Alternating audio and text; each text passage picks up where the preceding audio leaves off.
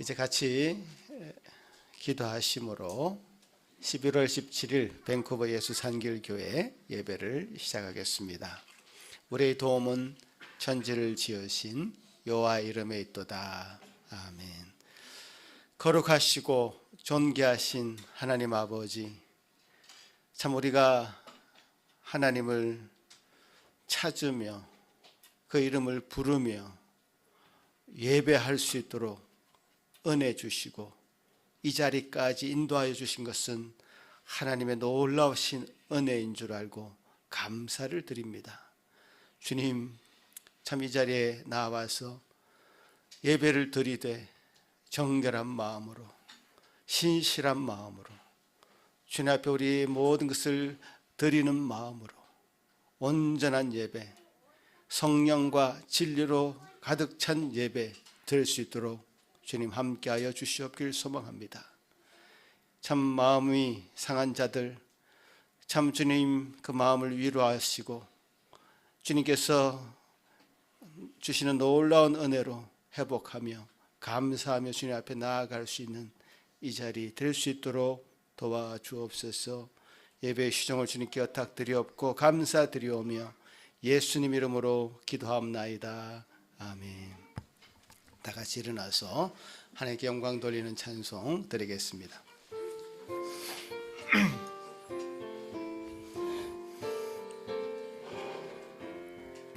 그 큰 일을 행하신 주께 영광, 이 세상을 사랑해 주오셨네. 우리 죄를 위하여 죽으시사 저 영원한 생명문 여시었네.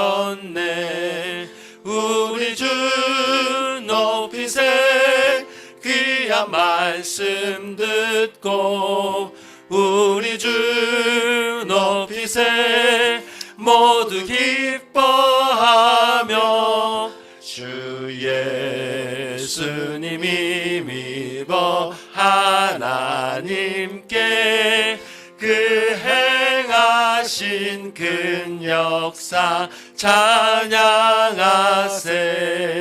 그 큰 일을 행하신 하나님께 주 예수님이 인하여 기뻐하네. 주 예수님 우리가 만날 때에 그 기쁨을 어디에 비하리요. 우리 주 높이세 귀한 말씀 듣고, 우리 주 높이세 모두 기뻐하며 주 예수님이 믿어 하나님께 그 행하신 큰 역사 찬양하세.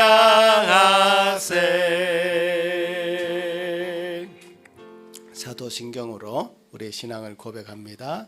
전능하사 천지를 만드신 하나님 아버지를 내가 믿사오며 그 외아들 우리 주 예수 그리스도를 믿사오니 이는 성령으로 잉태하사 동정녀 마리에게 나시고 본디오 빌라도에게 고난을 받으사 십자가에 못 박으시고 장사한 지 사흘 만에 죽은 자 가운데서 다시 살아나시며 하늘에 오르사 전능하신 하나님 우편에 앉아 계시다가 저리로서 산자와 죽은 자를 심판하러 오시리라.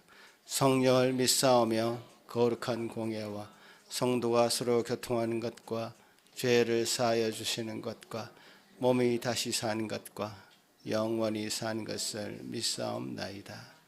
아멘. 십계명을 낭독합니다. 하나님이 이 모든 말씀으로 말씀하여 이르시되 나는 너를 애굽 땅 종되었던 집에서 인도하여 낸 내 하나님 여호와니라. 제1은 너는 나 외에 다른 신들을 내게 두지 말라. 제2는 너를 위하여 새긴 우상을 만들지 말고 또 위로 하늘에 있는 것이나 아래로 땅에 있는 것이나 땅 아래 물속에 있는 것에 어떤 형상도 만들지 말며 그것들에게 절하지 말며 그것들을 섬기지 말라. 제3은 너는 내 하나님 여호와의 이름을 망령되게 부르지 말라. 제4는 안식일을 기억하여 거룩하게 지키라. 제5는 내 부모를 공경하라. 제6은 살인하지 말라. 제7은 간음하지 말라. 제8은 도둑질하지 말라. 제9는 내 이웃에 대하여 거짓 증거하지 말라. 제10은 내 이웃의 집을 탐내지 말라. 예, 자리에 앉으셔서 이 십계명 낭독을 하셨습니다마는 이 십계명을 생각하면서 우리 자신을 들여다보면서 이 찬송 드리겠습니다.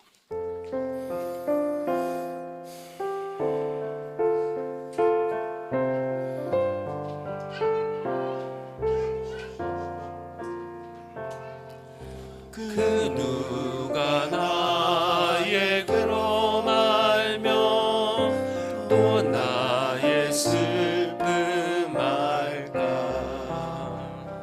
주밖에 누가 알아주랴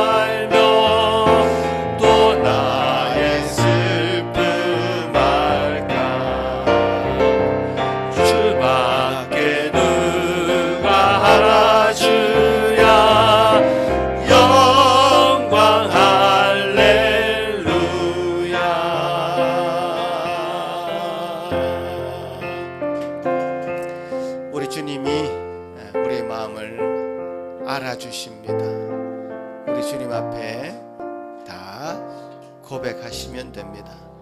이 시간 여러분 마음을 우리 주님이 다 들으시니 아시니 그분 앞에 고백하고 주님께서 크신 은혜로 그 놀라운 은혜로 보혈의 공로로 우리 모든 죄를 맑게 씻으시고 우리를 회복시키시는 그 주님 앞에 기도함으로 같이 나아가겠습니다. 기도합니다. 하나님 아버지 감사합니다. 이 시간 우리에게 주신 은혜로 주님 예배하며 참 우리의 모든 마음들을 위로하시고 알아주시고 회복시켜 주시는 하나님 놀라운 은혜로 이 시간 나아가게 하시니 감사합니다. 아버지 하나님여 도와주시옵소서. 주여 도우셔서 역사하시고 인도하시고 주님께서 함께 하시는 은혜로 채우시기를 소망하고 기도합니다. 아버지여 도우셔서 놀라운 은혜로 채워주시옵기를 소망합니다.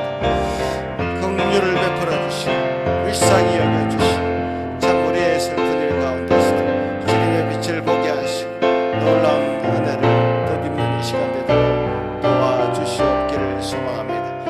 아버지 하나님 이 시간 우리 모든 낮아진 자들이 주님의 놀라운 사죄 은총으로 충만하게 채워주시옵소서. 감사하고 말씀드립니다. 여호와는 마음이 상한 자를 가까이 하시고 중심으로 통회하는 자를 구원하시는도다. 아멘. 하늘에 계신 우리 아버지여, 이름이 거룩히 여김을 받으시오며 나라가 임하옵시며 뜻이 하늘에서 이루어진 것 같이 땅에서도 이루어지이다. 오늘 우리에게 일용할 양식을 주시옵고 우리가 우리에게 죄 지은 자를 사하여 준 것 같이 우리 죄를 사하여 주시옵고 우리를 시험에 들게 하지 마시옵고 다만 악에서 구하시옵소서. 나라와 권세와 영광이 아버지께 영원히 있사옵나이다. 아멘. 감사드리는 찬송들입니다.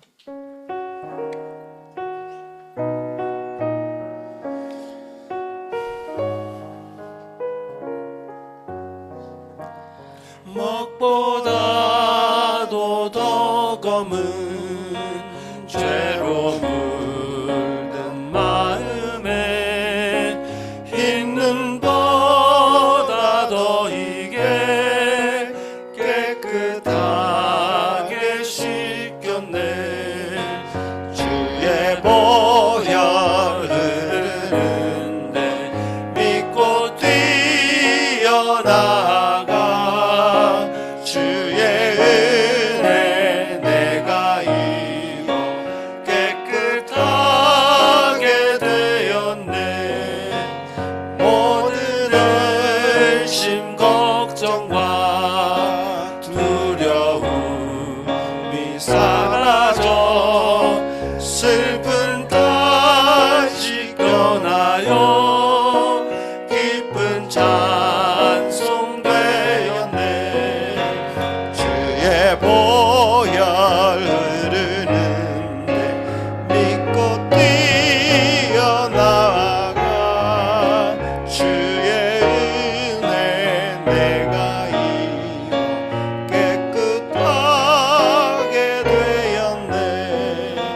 세상 부귀 영화와 즐겨하던 모든 것 주를 믿는 내게는 준토만도 못하다.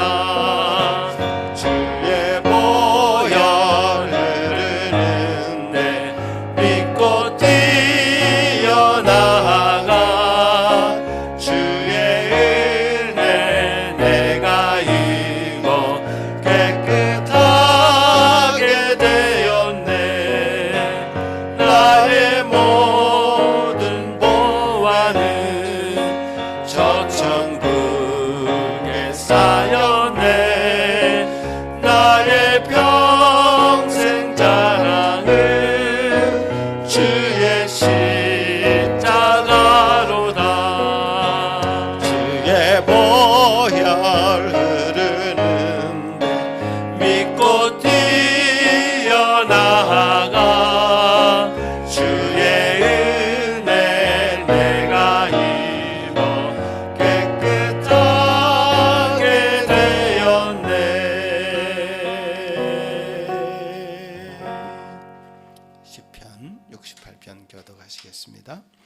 하나님이 일어나시니 원수들은 흩어지며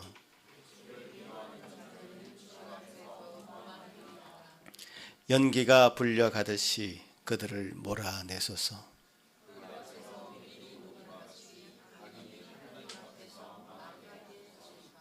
의인은 기뻐하며 하나님 앞에서 뛰놀며 기뻐하고 즐거워할지어다. 하늘을 타고 광야에 행하시던 이를 위하여 대로를 수축하라.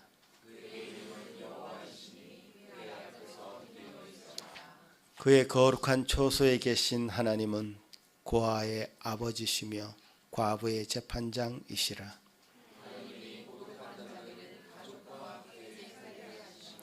갇힌 자들은 이끌어내사 형통하게 하시느니라.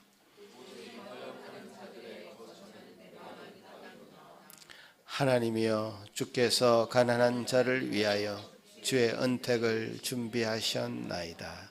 아멘. 이 시간에 예배를 위해서 고혜선 집사님 기도하실 때에 다 같이 한 마음으로 기도하시겠습니다. 하나님 아버지 감사합니다. 오늘도 귀한 주일을 주시고 변함없이 우리들을 아끼고 사랑하여 주셔서 이 예배 자리에 오게 해주심을 감사드립니다. 이곳을 축복하시고 정결케 하시며 성령님의 귀한 임재가 여기 모인 한 사람 한 사람에게 임하여 주시옵소서. 이곳에서 함께 예배드리지 못하는 형제님과 자매님도 기억하여 주시고 있는 그곳에서 참된 예배자로 주님 앞에 긍휼을 구하는 고백과 은혜가 있기를 기도합니다. 또한 이번 주말 23일에 한국을 방문하는 송문양 자매님을 축복하여 주시고 오고 가는 길 지켜주시며 축복된 만남들이 되게 하여 주시고 하고자 하는 모든 일의 상황과 문제의 주인이 되신 하나님 아버지께서 송문양 자매에게 모든 지혜와 총명을 주시어 가장 선하시고 가장 아름답게 해결하여 올 수 있도록 도와주시옵소서.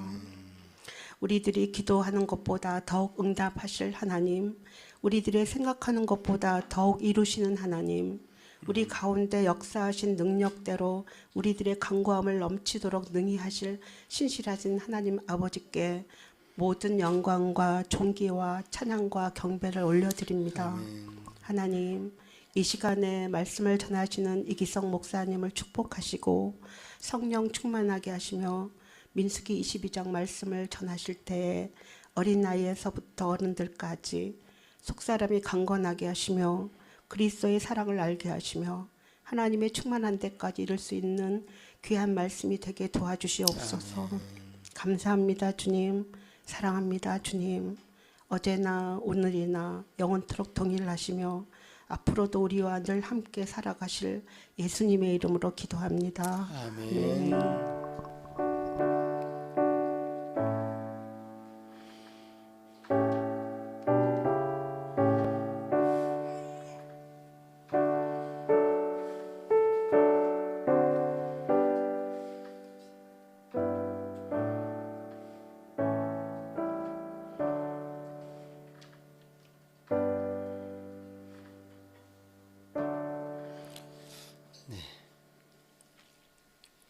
오늘 우리에게 주신 하나님의 말씀은 민수기 22장 말씀입니다.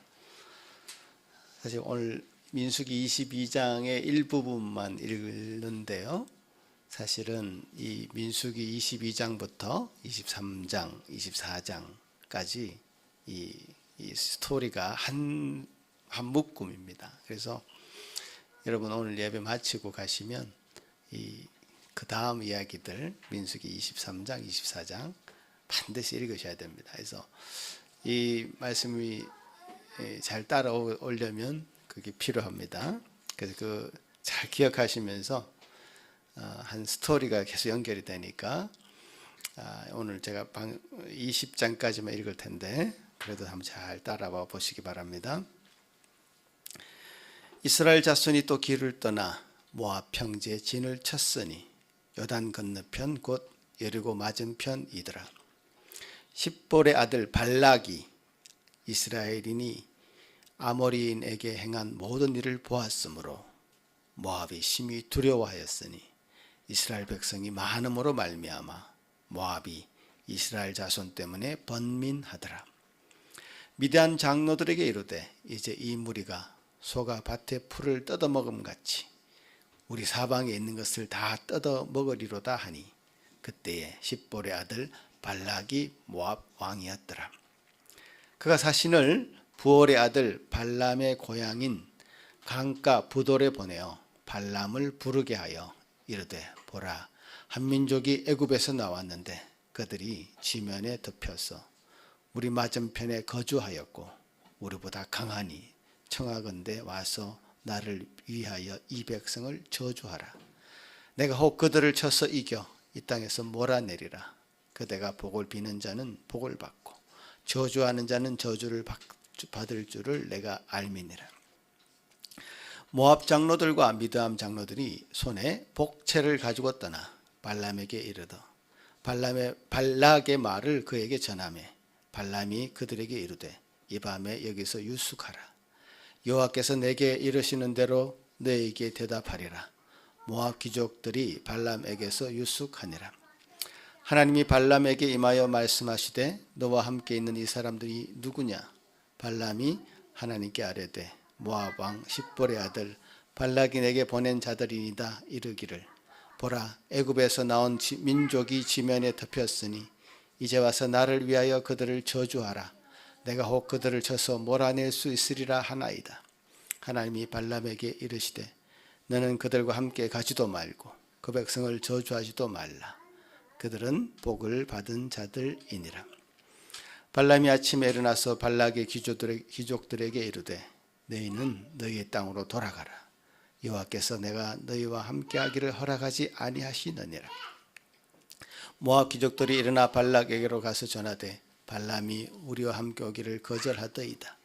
발락이 다시 그들에게 더 높은 고관들을 더 많이 보내매 그들이 발람에게로 나아가서 그에게 이르되 십볼의 아들 발락의 말씀에 청하건대 아무 것에도 끄리끼지 말고 내게로 오라. 내가 그들을 높여 크게 존귀하게 하고 그대가 내게 말하는 것은 무엇이든지 시행하리니 청하건대 와서 나를 위하여 이 백성을 저주하라 하시더이다. 발람이 발락의 신하들에게 대답하여 이르되 발락이 그 집에 가득한 은금을 내게 줄지라도 내가 능히 여호와 내 하나님의 말씀을 어겨 덜하거나 더하지 못하겠노라. 그런즉 이제 너희도 이 밤에 여기서 유숙하라. 여호와께서 내게 무슨 말씀을 더하실는지 알아보리라. 밤에 하나님이 발람에게 임하여 이르시되 그 사람들이 너를 부르러 왔거든 일어나 함께 가라. 그러나 내가 내게 이르는 말만 준행할지니라. 아멘. 우리 어린이들 위해서 기도하는 시간 갖겠습니다. 앞으로 나와주세요.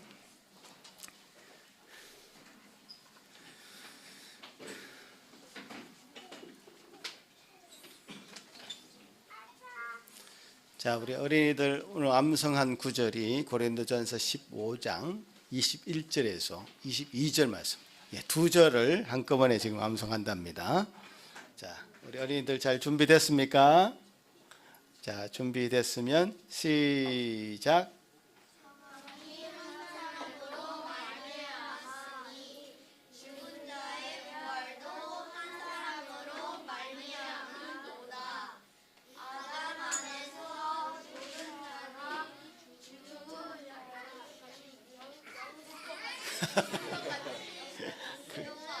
그래서 모든 사람이 삶을 얻으리라.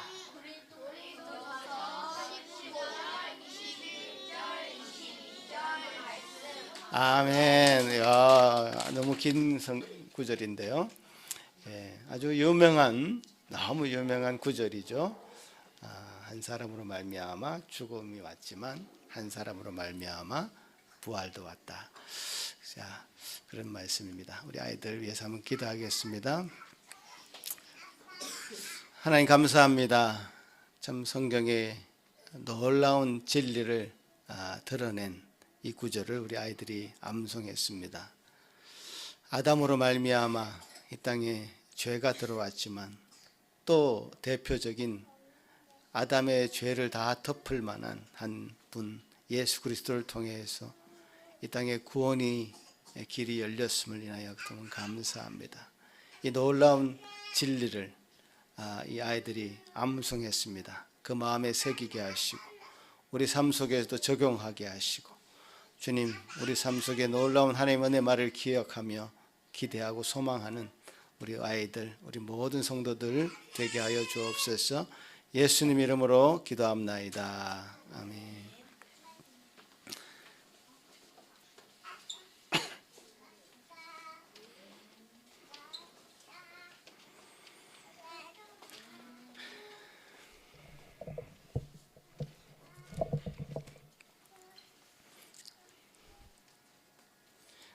네.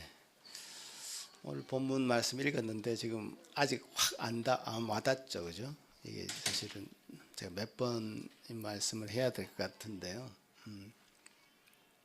이게 발람이라는 사람도 있고요, 발락이라는 사람도 있고 막 헷갈립니다, 그죠? 그래서 지금 우리가 지금 주목해서 보고자 하는 인물은 발람이라고 하는 그 거짓된 지도자 혹은 뭐 그때 당시에 주술사, 점치는 사람 이 정도의 인물입니다. 성경에 나오는 인물들 중에는요 우리가 본받아야 되고 따라야 될 인물도 있지만 이 오늘 이 본문에 등장하는 이 발람이라는 이 사람은 우리가 절대로 그런 사람을 따라서도 안 되고 본받아서도 안 되는 잘못된 사람입니다. 그 잘못된 사람들의 예를 보면서 그 길로는 가지 않아야 되겠다. 반면 교사라 그러죠. 다른 교훈을 받을 수 있는 그런 시간이 될 것입니다. 제가 질문 한 가지 드리겠는데요.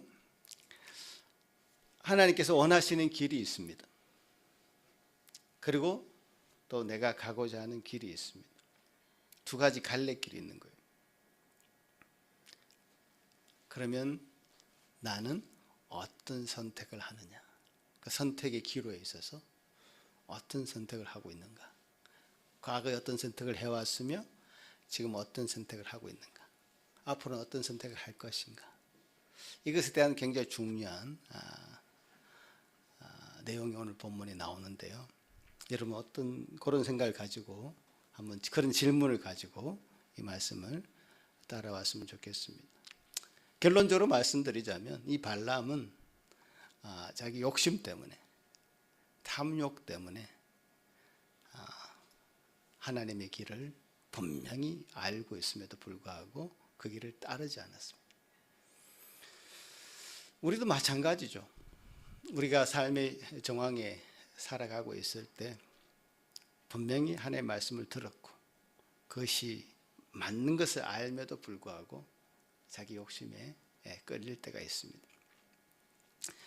발람이 오늘 이야기를 통해서 그런 상황에서 우리가 어떻게 해야 될 것인지, 또 발람의 그 악한 행위를 통해서 위협받는 이스라엘을 하나님은 어떻게 보호하시는지, 돌보시는지, 또 하나님은 우리를 어떻게 돌보시고 악의 위협으로부터 막으시는지, 하나님 우리를 얼마나 사랑하시는지, 그런 내용들을 오늘 본문을 통해서 볼 수 있는 시간이 될 것 같습니다.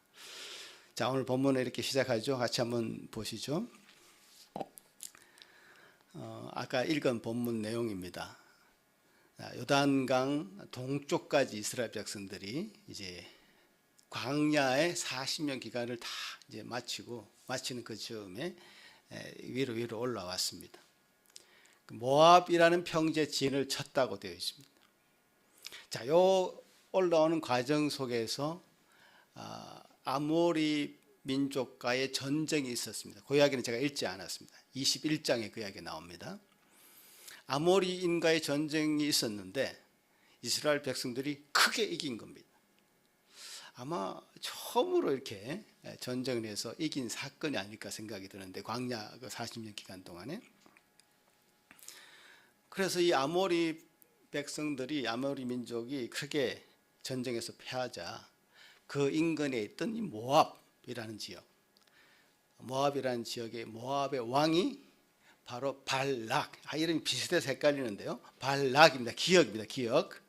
발락이라는 그 왕이 굉장히 이스라엘 백성들을 두려워하게 되는 겁니다. 왜냐? 이 아모리인들에게 행한 일을 보았기 때문에. 그래서 이스라엘 백성들이 오는 것을 막아보고자 한 수를 쓰는 겁니다. 자, 이 과정에서 저는 굉장히 놀라운 게 있습니다. 이스라엘 백성들이요, 과거 40년 전을 한번 기억해 보시면, 40년 전도 아니죠, 정확하게 38년 전에 가데스 바네아에서 가나안으로 들어가고자 했을 때 그들은 어떤 반응을 했습니까? 우리는 저 사람들을 못 이긴다. 저 사람들은 거인 같고 자기들은 메뚜기와 같다. 절대로 우리는 그 사람들을 못 이긴다. 가나안 사람들에 대해서 어마어마하게 두려움을 가지고 있었던 민족이었습니다. 그야말로 오합지졸이었습니다. 이게 어디 가서 전쟁을 치를 수 없는 그런 오합지졸이었는데, 지금 40년이 지난 이 기간 동안에 하나님께서 이스라엘 백성들을 아주 강하게 만들어 가셨던 겁니다. 그래서 아모리 백성을 전쟁에서 이기고 이스라엘 백성들을 오히려 모압 왕인 모압의 모든 사람 백성들이 두려워하는 지경에까지 이르렀다는 것이죠.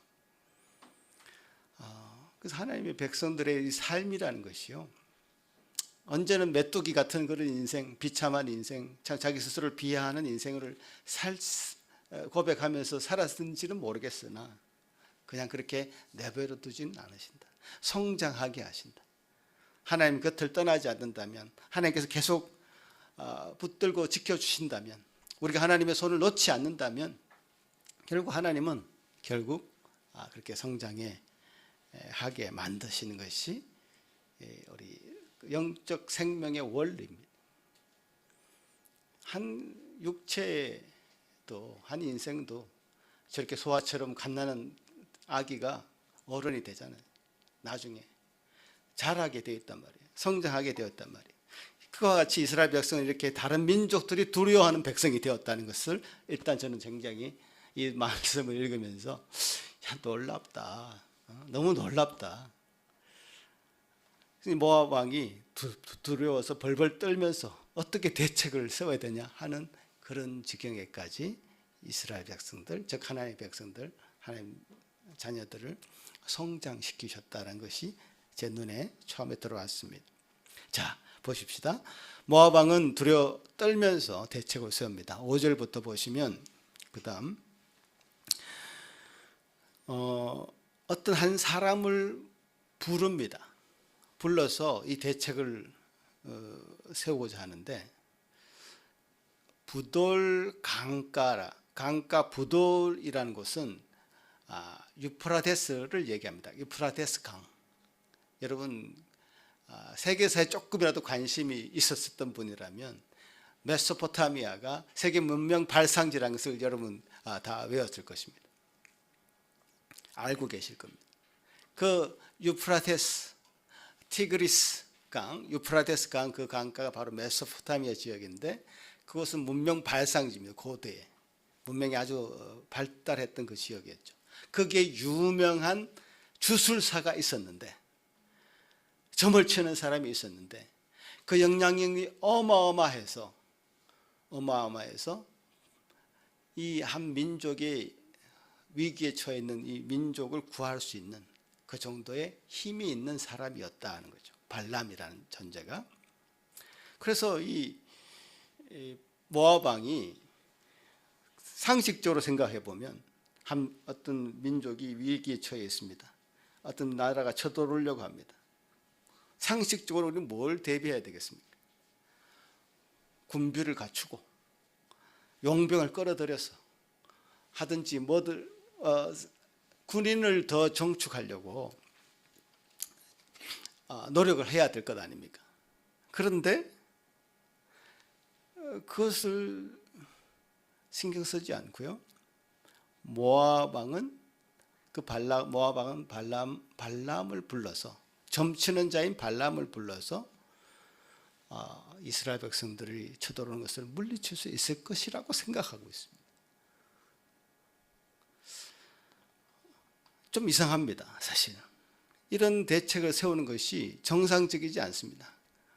그만큼 발람이라는 존재가 어마어마한 영향력을 미쳤다는 것이죠. 그래서 발람을 불러서 이스라엘 백성을 물리치겠다라고 하는 대책을 세웁니다. 그래서 사신들을 보내죠.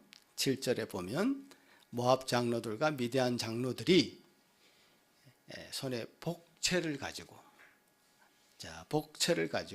발람에게 이르러서 발락의 말을 전하게 됩니다.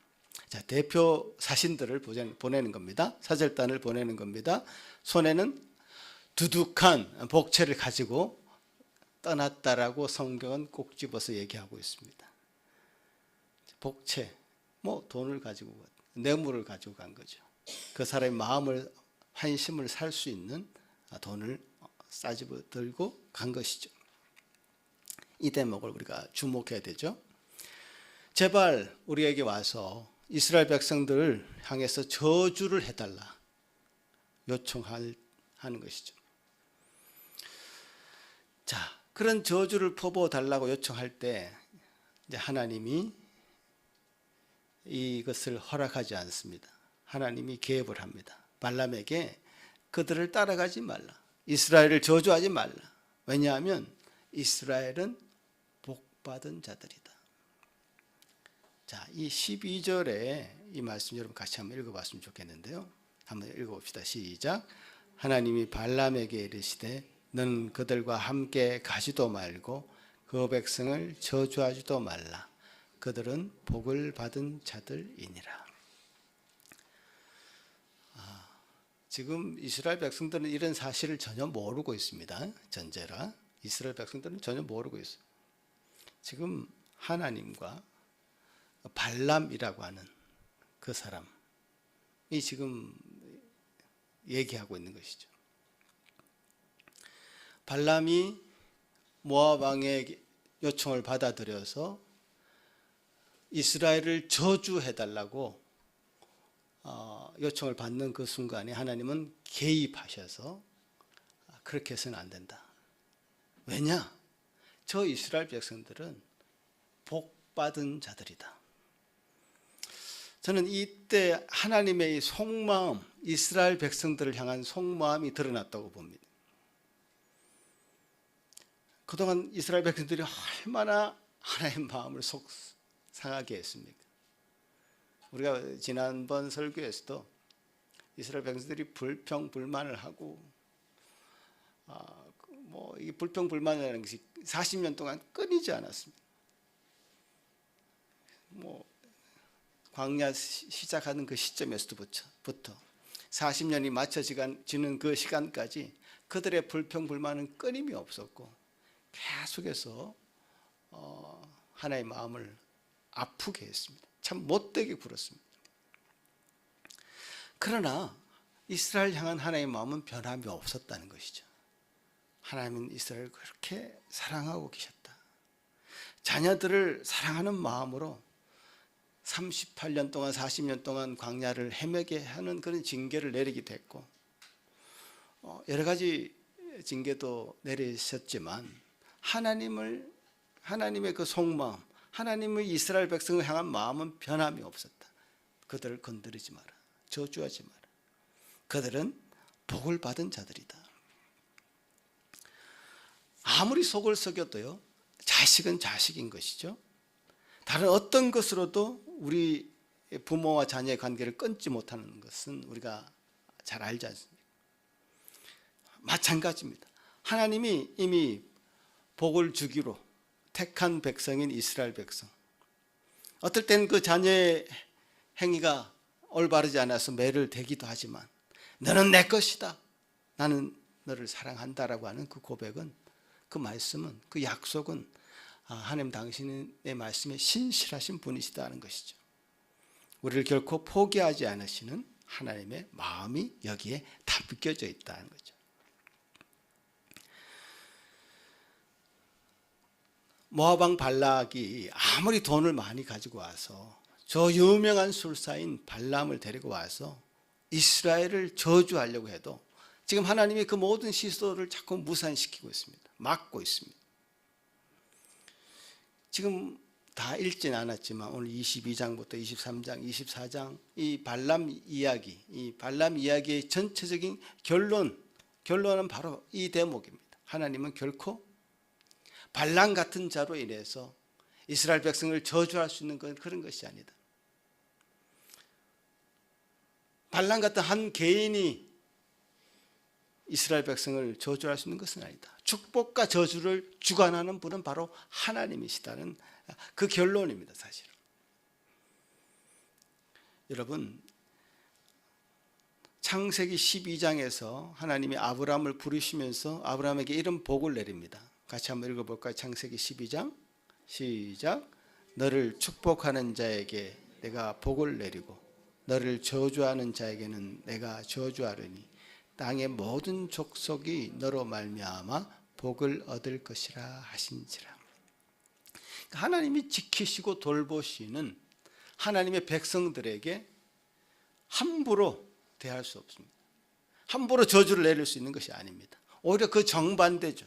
하나님 백성들을 통해서 많은 민족이, 많은 족속이 오히려 복을 누리게 될 것이라는 것이 하나님의 약속입니다. 모압 왕이 이스라엘 백성들을 저주하려고 한 것이나 또 그것을 막으신 하나님의 개입은 정작 이스라엘 백성들은 전혀 모르고 있습니다. 이것이 또 굉장히 중요한 포인트입니다. 지금도 우리도 모르는 사이에 우리를 해하려고 하는 사단은 지금도 우리를 계속적으로 공격하고 있습니다. 뭔가 계략을 꾸미고 있습니다. 어떤 일이 해픈하고 있습니다. 하지만 하나님은 우리도 모르는 사이에 하나님 우리를 돌보시고 지키시고 보호하고 계신다는 사실을 여러분 기억해야 됩니다. 이것이 굉장히 중요한 포인트입니다. 진정한 위로부터의 평안은 그때 우리한테 오시는 것이죠. 어떤 상황이 있든지 간에 우리를 지키시고 보호하시는 하나님의 그 약속, 그 약속에 하나님의 신실하신 분이라는 사실을 우리가 명심할 때 우리가 어떤 일이라도 하나님 우리를 생명사계로 싸주시고 암탉이가 자기 병아리를 품듯이 품으시는 그 하나님이시다 라는 사실을 인정할 때 우리는 궁극적인 평안이 거기서부터 찾아오는 것이죠. 다른 어떤 것으로도 누릴 수 없는 평안이 거기서부터 찾아오는 겁니다. 로마서 8장 31절에는 이런 말씀이 있죠. 만일 하나님이 우리를 위하시면 누가 우리를 대적하리요. 하나님이 우리 편이신데 누가 우리를 대적하겠는가 라는 것이 사도 바울의 고백 아니겠습니까? 그 고백이 우리의 고백이 되어야 되죠. 하나님이 우리 편이신데 하나님이 우리를 위하시는데 누가 우리를 대적하겠는가? 누가 우리를 무너뜨리겠는가? 누가 우리를 저주하겠는가? 이 사실을 알 때 진정한 평안이 우리에게 찾아오는 것이죠. 어쨌든 발람에게 모압 왕 발락의 그 초청을 거절하도록 하나님이 지시하십니다. 자, 이제부터 이 거짓 지도자, 술사, 발람의 정체가 점점 드러납니다. 보십시오. 발람이 속마음으로는 복채를 들고 온, 뇌물을 들고 온 그 사람들을 따라가고 싶었습니다. 제가 왜 이렇게 단정을 짓는지 나중에 다 이제 드러납니다. 지금 제가 이 성경이 지금에는 드러나지 않습니다. 발람의 그 속마음이 속마음으로는 그 자기에게 엄청난 뇌물을 주겠다고 하는 그 발락이죠. 발락 왕 모압 왕에게 가고 싶어 합니다. 그러나 하나님 말씀도 쉽게 뿌리치지 못하는 겁니다. 여러분 오해하시면 안 되는 것이 발람을 하나님의 선지자라고 오해할 수도 있는데 하나님의 선지자가 아닙니다. 고대 건동의 유명한 점쟁이 술사에 불과한 사람이죠. 만약 선지자라고 한다면 사이비 선지자이겠죠. 그때 당시 점쟁이 수사들도 자신이 섬기는 많은 신들 중에 하나님을 알고 있었겠죠. 그래서 하나님의 말씀을 무시할 수 없는 겁니다. 하나님의 말씀에 귀를 기울입니다. 하지만 한쪽으로는 하나님의 말씀이 아니라 자신의 욕심에 이제 끌리고 있는 자신. 그 두 중간에 어중쩡하게 서가지고 아주 위험한 줄타기를 하고 있는 모습이 지금 발람이라고 하는 거짓 선지자의, 거짓된 지도자의 모습입니다. 자, 그는 어떤 선택을 하는가 보십시다. 첫 번째 사절달이 와서 발람은 거절합니다. 그래서 그 사절달이 다시 돌아갑니다. 모압 왕에 이렇게 얘기하죠. 모압 왕에게 도저히 저 발람의 마음을 돌이킬 수 없습니다. 그랬더니 모압 왕 발락은 더 높은 고관들을 더 많은 재물을 가지고 아마 보냈겠죠. 모압 왕은 이렇게 생각한 것 같습니다. 저 발람이 우리가 주는 돈이 너무 작나 보다. 더 많이 보내라. 더 높은 사람 보내서 더 많은 권세를 약속해라. 그래서 18절 보시면 그럼에도 불구하고 더 높은 사람들이 왔음에도 불구하고 18절에 발람이 발락의 신하들에게 대답하여 이르되 발락이 그 집에 가득한 은금을 내게 줄지라도 내가 능히 여호와 내 하나님의 말씀을 어겨 덜하거나 더하지 못하겠노라. 또다시 거절합니다. 발람은 하나님이 지시한 것처럼 거절을 합니다. 나는 일절 은금 돈에는 관심이 없으니 돌아가시라고. 그러나 당장 돌아가지 말고 오늘 밤 하룻밤 주무셔 보시라. 그리고는 19절에 여호와께서 내게 무슨 말씀을 더 하실는지 내가 알아보겠다. 요 말을 합니다. 하나님의 뜻은 이미 확고합니다. 가지 말라고 확고하게 말씀하셨죠. 그런데 이 발람은 또다시 하나님의 말씀을 듣고 싶어 합니다. 하나님의 말씀이 이미 확고하게 내려왔는데 또 다른 말씀을 듣고 싶어 합니다. 하나님의 말씀을 듣고 싶은 게 아닙니다. 사실은 자기 욕심에 끌린 결정을 하기를 원하는 것이죠. 이래서 발람이 굉장히 교묘한 자라고 제가 생각이 드는 것이죠. 말씀을 따르는 척을 합니다. 그러나 그 돈의 유혹에서 절대로 자신의 마음을 돌이키지 않습니다. 여러분, 하나님의 뜻을 놓고 기도하는 것은 오케이. 그러나 하나님의 뜻이 아닌데 달라고 요청하는 것은 기도가 아니죠. 그것을 기도로 해서는 안 됩니다.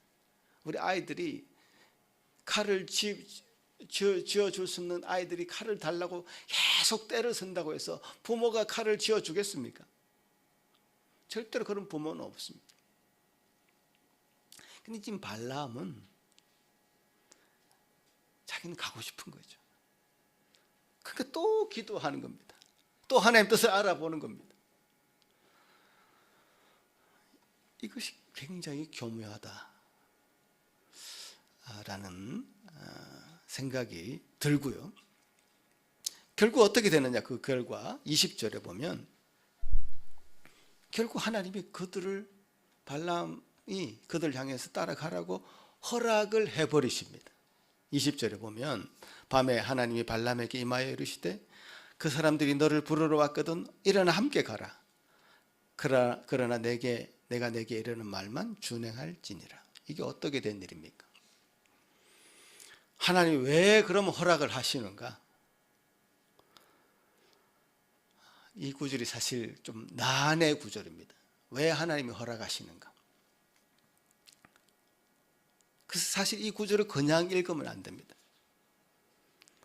이 발람에게 가라고 한 그 하나님의 말씀의 그 뉘앙스는 그래 그냥 가라가 네 마음대로 해라. 요 뉘앙스입니다. 딱. 이 본문을 두고 칼빈을 비롯한 많은 성경학자들이 주석을 하고 있는 것이 바로 이것입니다. 허용했다. 그러니까 내버려뒀다. 하나님께서 인간이 스스로 원하는 것을 하도록 내버려두는 것. 그것이 다름 아닌 하나님의 진노입니다. 여러분, 우리 마음대로 하는 거 좋잖아요. 내 하고 싶은 대로 욕심을 부리면서 사는 거 좋잖아요. 그렇게 욕심을 부리면서 사는 것 자체를 내버려 두는 것이 하나님의 벌입니다. 그거 모르셨죠, 여러분? 자기 멋대로 사는 사람들, 그래서 잘 먹고 잘 사는 것처럼 보이는 저 사람들 벌 받고 있는 겁니다. 죽음의 길로 가고 있는 걸 저기들도 모릅니다. 하나님의 가장 큰 진노의 표현은 자기들이 하고 싶은 대로 하도록 내버려 둔다 라는 것이 하나님의 가장 큰 진노의 표현입니다. 로마서 말씀에 같이 보시면 같이 한번 읽어볼까요? 시작. 하나님께서 그들을 마음의 정욕대로 더러움에 내버려 두었다 이렇게 되어 있고, 26절에 부끄러운 욕심에 내버려 두었다. 또한 28절에 또한 그들이 마음에 하나님 두기를 싫어하며 하나님께서 그들을 그 상실한 마음대로 내버려 두사 합당하지 못한 일을 하게 하셨다. 자, 이 내버려 뒀다, 내버려 뒀다, 내버려 뒀다 계속 반복해서 얘기하죠. 하나님이 그 인생의 주인으로 삼기 싫어하는 사람들에게 뭐 그렇게 하도록 내버려 뒀다. 하나님이 자유를 준 것처럼 보이지만 그것이 자유가 아니죠. 벌이죠. 허용한 그 상황에서 인간은 결국 자기가 한 행위에 대한 결과를 자신 스스로가 책임을 져야 되는 것이죠. 그 반대로요, 하나님 백성들은 내버려 두지 않습니다. 간섭하십니다. 하나님의 섭리 안에서 하나님의 사랑의 표현으로 간섭하십니다. 간섭하시죠. 돌이킵니다. 그래서 어떨 때는 집에 불을 내기도 합니다. 여러분, 교통사고 나가기도 하고요, 경고의 사인을 받고 하나님 앞에 돌이키는 사람에게 주시는 하나님 놀라운 섭리가 있는 것이죠. 하나님의 백성들은 하나님의 그 섭리 안에 살게 되죠. 하나님은 그런 하나님의 백성들을 결코 내버려 두지 않고 계속해서 징계를 통해서 간섭하시든 많은 복을 통해서 간섭을 하시든 간섭을 하십니다. 그래서 당신의 백성으로 결국 만들어 가십니다. 지금부터는 오늘 읽지 않은 본문의 이야기가 좀 더 제가 해드리겠습니다. 사실 하나님께서 발람에게 계속해서 경고 사인을 보내죠. 간섭을 합니다. 오늘 읽은 바로 뒤의 이야기가 이제 모압 왕에게 가라고 허락을 받았으니 이제 짐을 챙겨서 가려고 하잖아요. 가려고 할 때 자기가 그동안 평생 타고 다니던 그 나귀가 말을 듣지 않습니다. 막 매를 때려도 꼼짝을 안 하고 움직이질 않는 겁니다. 그것도 한 번도 아니고 두 번, 세 번. 나귀가 움직이질 않는 겁니다. 가야 되는데. 알고 보니까 그 뒤에 나귀는 하나님의 여호와의 사자가 딱 버티고 서 있는 무시무시한 광경을 보면서 나귀는 움직이지 않고 있는 것이죠. 그냥 그것도 모르고 발람은 나귀가 보는 그 하나님을 보지도 못하고 자기는 계속 가지 않는 나귀를 때리면서 가라고 독촉을 했던 것이죠. 이런 과정을 통해서 그 길을 가는 것은 하나님의 뜻이 아님을 분명하게 드러내고 있죠. 제가 그냥 유추해서 하는 얘기가 아닙니다. 하나님은 그곳에 가는 걸 원치 않으십니다. 그러나 허용을 한 것이죠. 나귀조차도 그 길을 하나님 여호와 하나님의 사자가 막으시는 것을 보면서 하나님의 지시하심을 받고 있는데도 이 발람은 눈치채지 못하고 있는 것입니다. 영적인 어두움을 그대로 드러내고 있습니다. 어쨌든 이런 과정을 통해서 하나님 계속 허용을 하십니다. 발람이 모압 왕에게까지 결국 갑니다. 모압 왕은 얼마나 좋았겠습니까? 자기 나라를 구하겠다고 온 그 사람, 그 발람을 극진하게 대접을 합니다. 아마 왕보다 더 높은 자리를 줬을 것입니다. 그렇게 극진하게 대우를 합니다. 23장, 24장 여러분 읽어보시면 이 사람이 정말 발람, 이 사람이 정말 위대한 선지자처럼 보입니다, 여러분. 저는 여기서 많이 사람들이 속습니다. 왜냐하면 모압 왕은 이스라엘 백성들 향해서 저주를 해달라고 요청을 했지만 이 발람은 저주를 하지 않습니다. 오히려 축복을 합니다. 이스라엘 백성을 향해서. 하나님이 그렇게 축복하라고 시켰기 때문에 축복한다 하면서 그렇게 많은 돈을 받고 높은 권세를 보장하고 극진한 대접을 받으면서 그 자리에 가서 모압 왕의 요청을 거절하는 게 쉽겠습니까? 어렵겠습니까? 어렵죠. 그런데 모압 왕의 그 요청을 거절하고 오히려 대신 이스라엘 백성을 축복하는 일을 계속합니다. 그 한두 번이 아니에요. 지금 보면 3번 연속으로 자리를 바꿔가면서 그렇게 축복을 하고 오히려 예언까지 합니다. 놀라운 예언들을 하죠. 이런 모습을 보면 발람은 정말 괜찮은 사람 아닌가? 나중에 하나님께서 이 발람을 사용하셔서 정말 이스라엘 축복하게 하시는 것이 아닌가라는 착각을 하게 만듭니다. 그래서 저는 이 발람이 더욱 교묘하다고 생각하는 거죠. 너무 교묘합니다. 그러니까 우리가 하나님의 뜻을 따른다고 하나님 가운데 하나님의 말씀을 듣는다고 하면서 신앙인인 척하면서 위대한 영향을 미치는 어떤 지도자인 척하면서 그 모습을 위장하고 뒤로는 자기 챙길 것을 다 챙기는 사람의 모습이 지금 발람이라는 것이 그 다음 장면에서 드러납니다. 어떤 부분인가 하면 민수기 24장이 다 끝나고요. 25장에 참 어처구니 없는 사건이 나옵니다. 25장에 보시면 25장 1절에 같이 한번 읽어볼까요? 시작. 이스라엘이 시딤에 머물러 있더니 그 백성이 모압과 음행하기를 시작하니라.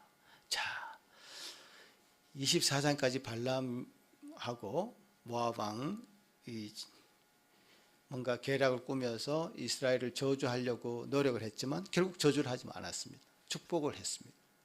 성경에 나타난 그 액면상의 모습은 발람은 위대한 선지자처럼 보입니다. 사실은.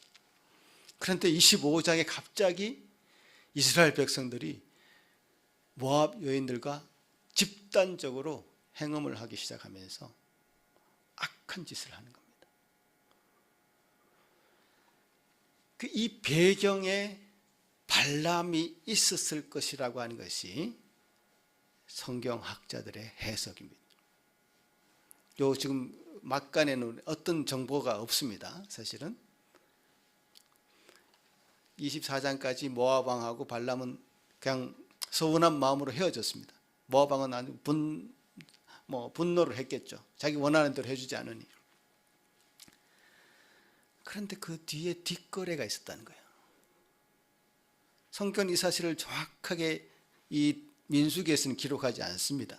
그러나 민수기 31장에 발람이 어떻게 죽게 되었는데 죽음을 당하게 되었는데 이렇게 얘기합니다. 31장에 같이 한번 읽어보겠습니다. 시작. 그 죽인 자 외에 미디안의 다섯 왕을 죽였으니 미디안 왕들은 에이와 레겜과 수르와 후르와 레바이며 또 부올의 아들 발람을 칼로 죽였더라. 왜냐? 16절에 보라 이들이 발람의 꾀를 따라 이스라엘 사순을 부올의 사건에서 여호와 앞에 범죄하게 하여 여호와의 회중 가운데서 연병이 일어나게 하였느니라. 자, 25장의 이 집단적으로 행음하는 이 사건을 통해서 하나님은 연병을 그 이스라엘 백성들에게 퍼뜨리거든요. 바로 그 사건의 주범이 누구였느냐? 바로 발람이었다는 거예요.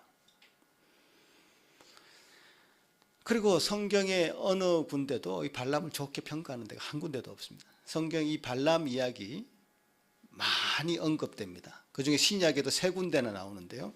신약에 두 군데만 제가 보면 베드로후서 한번 보겠습니다. 시작. 그들이 바른 길을 떠나 미혹되어 부올의 아들 발람의 길을 따르는도다. 그는 불의의 삭을 사랑하다가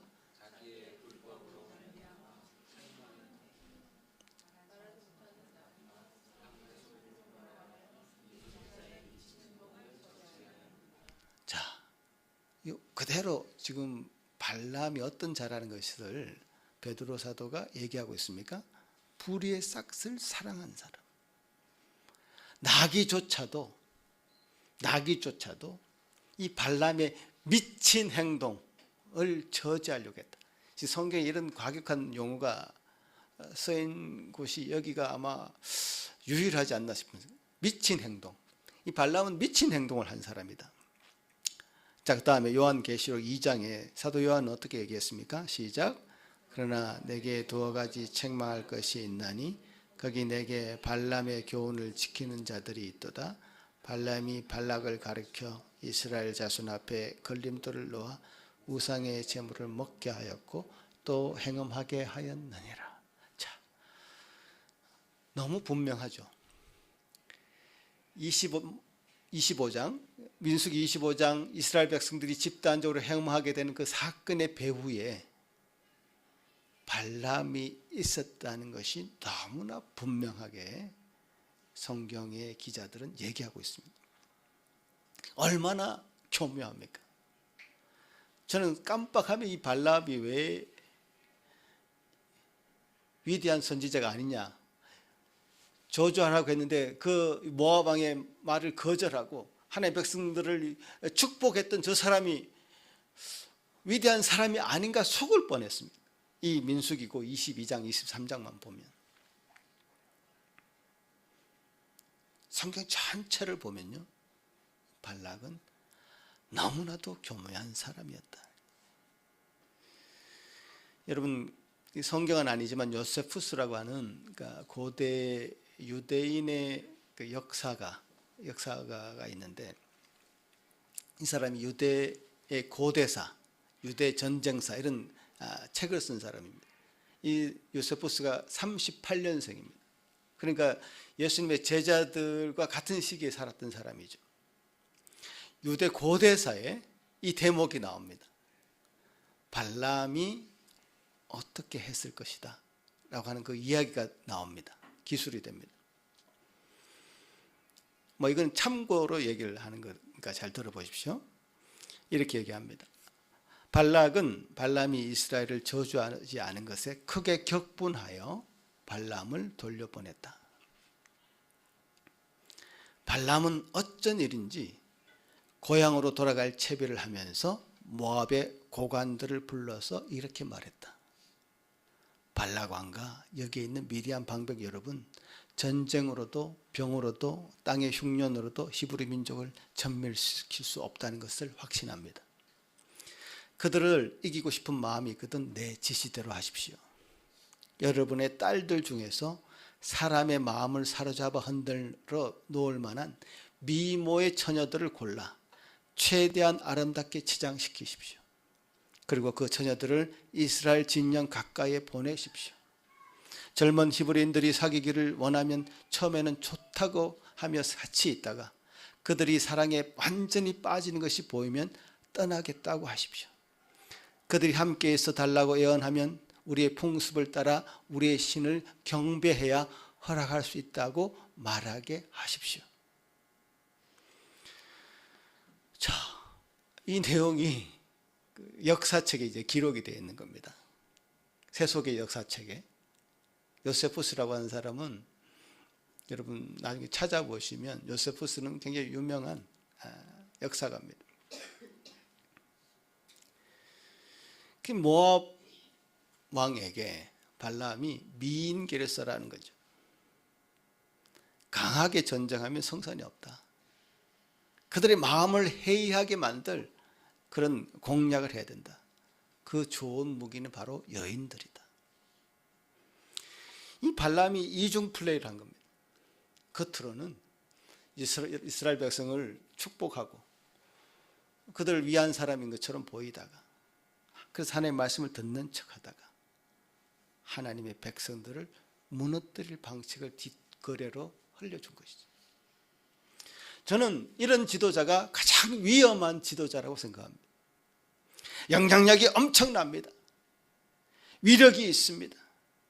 그가 저주하면 그 민족이 저주를 받게 되고 그가 복을 빌면 그 민족이 복을 받게 되는 엄청난 위력이 있는 그런 사람, 영향력이 있는 사람, 그 사람이 오면 뭔가 다 해줄 것처럼 믿어지는 그런 지도자. 그런 지도자가 이 세상에 어디 있습니까, 여러분? 과거에 히틀러가 그 독일 민족에게 그런 영향력을 끼쳤을 것입니다. 지금 미국의 대통령, 사람들은 그 사람이 오면 미국이 다시 위대하게 될 것이라고 착각하고 있습니다.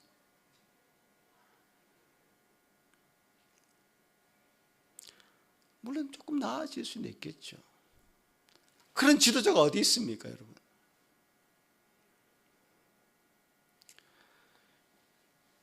발람이 저주하면 그 민족이 저주를 받고 발람이 복을 내리면 복을 빌면 그 민족이 복을 받는다고요? 사실 그 발람이란 이름에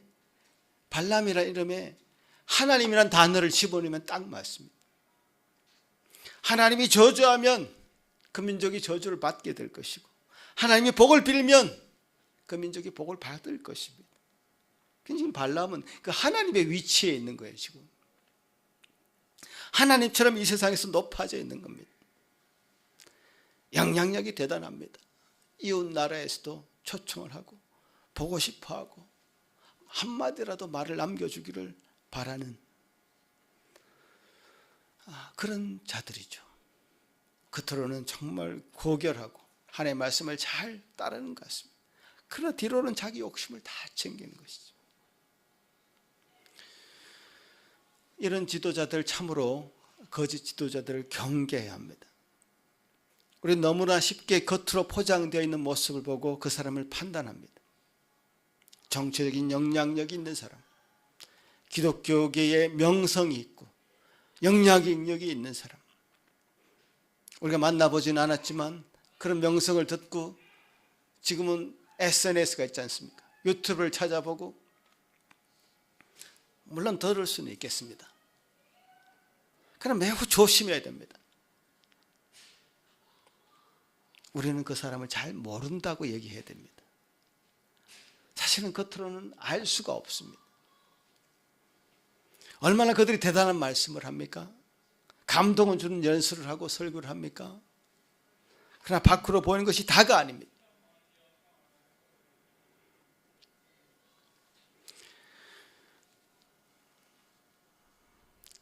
모든 것을 줄 것 같이 만들어버린 것이 가스라이팅 아닙니까?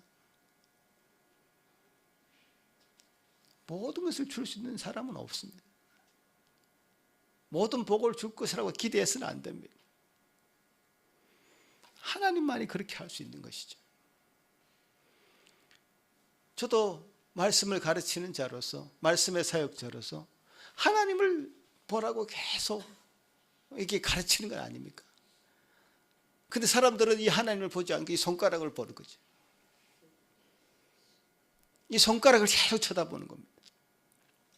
이 손가락 말고 저 내가 가르치는 하나님을 보라.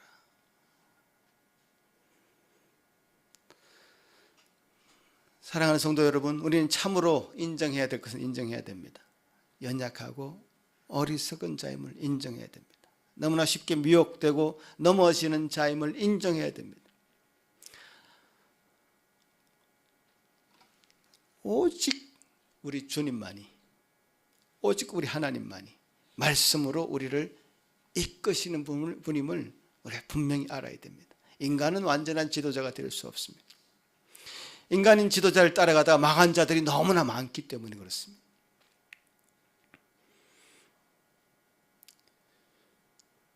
이 발람의 이야기를 통해서 이런 고민을 우리가 해봐야 될 것 같습니다. 우리가 봐왔던 그 지도자가 참으로 나를 하나님께로 말씀으로 바르게 인도하고 있는가? 아니면 자기를 쳐다보게 만드는가? 생각을 해야 될 것 같고요. 또한 우리도 우리 자신이 어떤 선택의 기로에 서 있을 때 우리 자신을 포장할 위험이 너무너무 많습니다. 거룩한 신앙인인 채 말씀을 잘 따르는 것처럼 그렇게 포장해놓고 저 악한 세력과 뒷거래를 계속 하면서 이중 플레이를 할 수 있는 여지가 있는 연약한 자들이 우리도 인정해야 됩니다.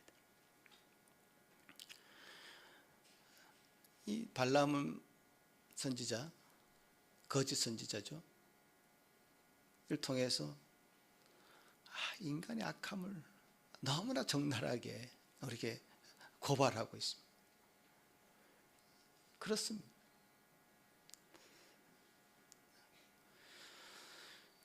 우리 참 지도자이신 우리 주님만을 열심히 따라가는 저와 여러분이 되기를 간절히 바라겠습니다. 기도합니다. 고마우신 주님 감사합니다. 주님 이 시간 또 이 말씀을 통해서 우리를 다시 한번 깨우쳐 주시고 경각심을 주시니 감사합니다. 우리가 무엇을 보고 무엇을 따르며 어떻게 나의 욕심과 하나님의 뜻이 갈라지는 그 선택의 기로에서 무엇을 선택하고 왔는지 자신을 정확하게 들여다보며 겸손하게 주님 앞에 엎드릴 수 있는 그 말씀 되기를 소원하고 기도합니다. 누구도 이 발람과 같은 죄에서 이 발람의 꾀에서 벗어나 자유로울 자는 없는 줄 압니다. 인간의 연약함은 그렇습니다. 누구도 이 죄에서 자유할 수 있는 사람은 없습니다.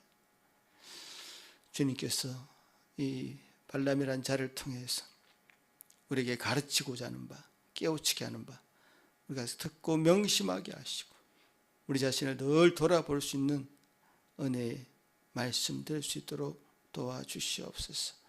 감사하고 예수님 이름으로 기도합나이다. 아멘. 예, 다 같이 일어나서 이렇게 말씀 생각하시면서 찬양하시겠습니다.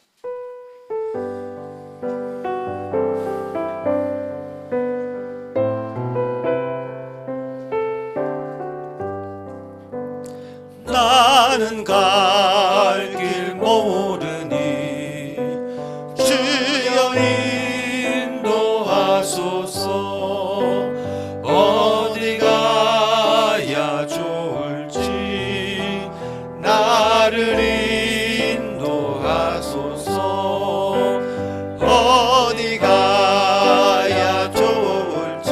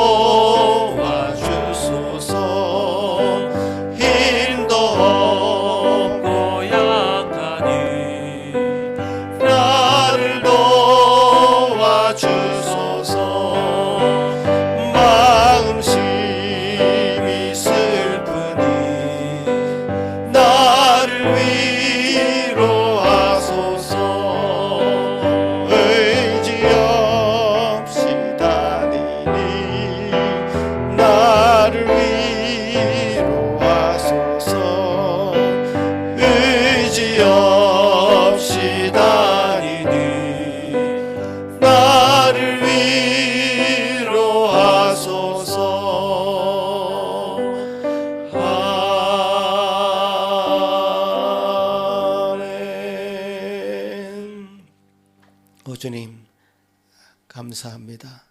오늘도 하늘의 말씀으로 참 의지 없이 정처 없이 다니는 여리고 약한 저희들에게 밝은 빛을 비춰주시고 그 길로 갈 수 있는 눈을 열어주시고 따라갈 수 있는 힘 공급하여 주시니 감사합니다. 아버지 하나님, 우리가 분명히 알았사오니 우리 주님만이, 우리 주님의 말씀만이 우리 가는 길에 참 빛이 될 것임을 분명히 고백하며 오늘도 그 말씀에 따르기로 소원하고 작정하고 또 결단합니다. 주님이 도와주시옵소서. 주신 은혜를 따라 이 자리에 나온 우리 모든 성도들 그 마음으로 드리는 이 예물 가운데도 주여, 우리가 겉으로 포장하는 예물이 아니라 진심을 담아서 드리는 예물 되게 하시고 과부의 두 렙돈을 귀하게 여기신 그 예수님의 마음으로 주님, 이들의 드린 모든 것들이 참 귀한 예물임을 주님 기억하여 주시고 주님 놀라운 은혜로 그 삶 가운데 함께 동행하여 주시사 주님 함께하여 주시옵기를 소망하옵고 그 함께 동행하시는 은혜가 이번 한 주간에도 넘치도록 도와주시옵소서. 감사하고 예수님 이름으로 기도합나이다. 아멘.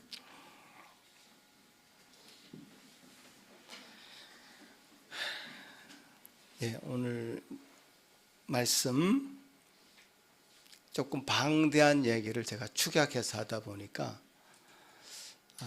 못 따라오신 부분들이 있을 수도 있습니다. 그러니까 한번 유튜브 만들어서 제작하니까 한번 더 들어보시고 반드시 민수기 22장, 23장, 24장, 25장까지 한번 쭉 읽어보십시오.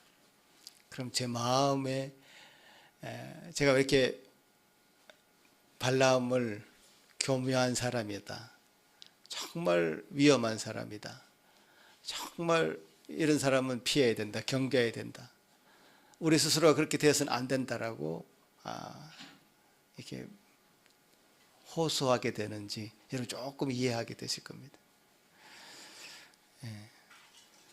이 말씀은 그렇게 정리를 해주시면 감사하겠습니다. 기도합니다. 이제는 우리 주 예수 그리스도의 크신 은혜와 하나님 아버지의 극진하신 사랑하심과 성령 하나님의 위로하심과 교통하심이 이제 참 말씀을 듣고 주님께서 주신 은혜를 덧입어서 참 말씀 가운데 살아가기를 소원하나 우린 연약하고 어려서 그 말씀대로 따르는 것이 쉽지 않음을 고백하고 주님 앞에 모든 것을 의탁하고 의지하며 도와주시옵기를 바라는 그런 마음으로 주님 앞에 메어 달리기를 소원하는 여기 머릿속에 모든 성도들 위해 그 가정 위에 지금부터 영원토록 함께 있을지어다. 아멘.